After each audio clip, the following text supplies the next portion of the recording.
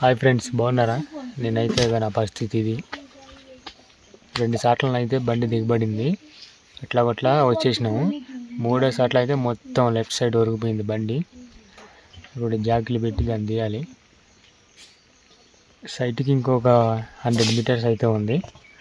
ప్రస్తుతానికైతే మా వాళ్ళు వండుతున్నారు, షీమా వండుతున్నారు.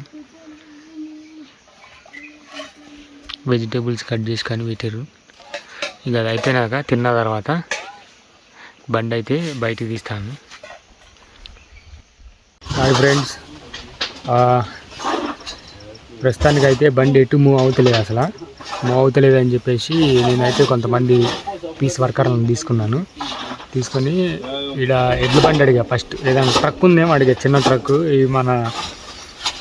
ఈ దీంట్లో స్టోన్స్ ఒక సైడ్కి సరిపడా స్టోన్సును, శాండ్ లేని సిమెంట్ బ్లాక్స్ తీసుకుపోదామని చెప్పేసి ఒక ట్రక్ లేదన్నారు. అట్లా అడిగితే మళ్ళా ఇది అడిగా, ఎడ్ల బండి అడిగిన ఎడ్ల బండి లేదన్నారు. అయితే వీల్ బార్ ఒకటి ఉంటే ఆ వీల్ బార్ తీసుకొని మెల్లమెల్లగా సప్లై చేస్తున్నారు 3 వీల్ బార్స్తోని. అది వెనకమలకెళ్ళి వస్తాను చూసారు కదా వీల్ బార్. దాంట్లో అట్లాంటివి 3 తీసుకున్నాము. 3 తీసుకొని సప్లై చేస్తున్నాం అనమాట. ఈ కొంచెం బండి ఖాళీ అయిన తర్వాత అయితే బండిని అయితే బయటకు తీస్తా.